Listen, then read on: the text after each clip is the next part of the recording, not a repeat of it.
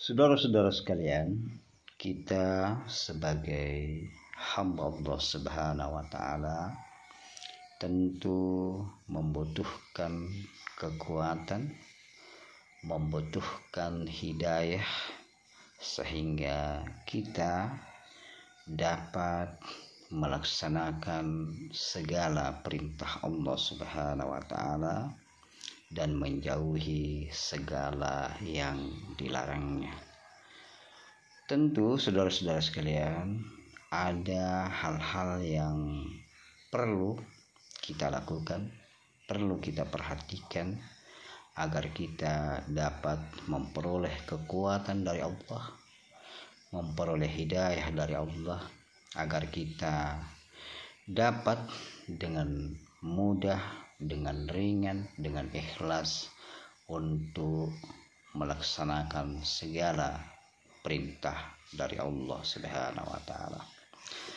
Maka ada dua yang sangat menentukan di dalam perjalanan kita menghadap Allah Subhanahu wa taala.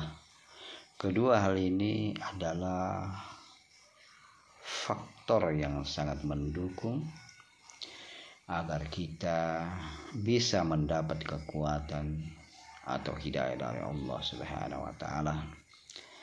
Hal yang pertama yaitu bagaimana kita bisa menjaga tubuh kita agar tubuh ini jauh dari segala makanan, pakaian yang haram.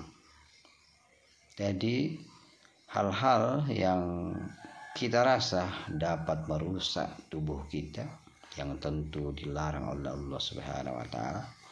Kedua, pakaian-pakaian yang tidak sesuai dengan yang disyariatkan oleh Allah Subhanahu wa taala, maka kita harus jauhi. Contohnya saudara-saudara sekalian, makanan-makanan yang haram adalah sejenis meminum minuman yang kadar alkoholnya atau tingkat kekuatan dari minuman tersebut dapat memabukkan kita, atau makanan-makanan yang sudah rusak, makanan-makanan yang membahayakan, itu harus kita jauhi. Makanan yang dilarang oleh Allah Subhanahu wa taala. Demikian pula saudara-saudara sekalian, pakaian-pakaian yang tidak sesuai dengan yang disyariatkan oleh Allah Subhanahu wa taala, maka kita juga harus jauhi pakaian-pakaian yang tipis, pakaian-pakaian yang membuat kita telanjang, tidak dapat menutup aurat, maka kita harus jauhi.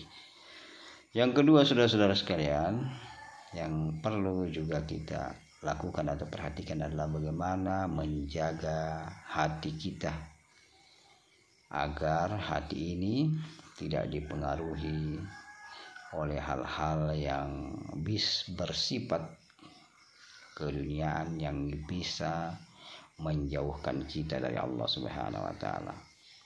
Yaitu bagaimana caranya kita bisa membuang segala pikiran-pikiran buruk, membuang segala prasangka-prasangka buruk, membuang segala niat-niat yang tidak baik atau kurang baik di dalam diri kita.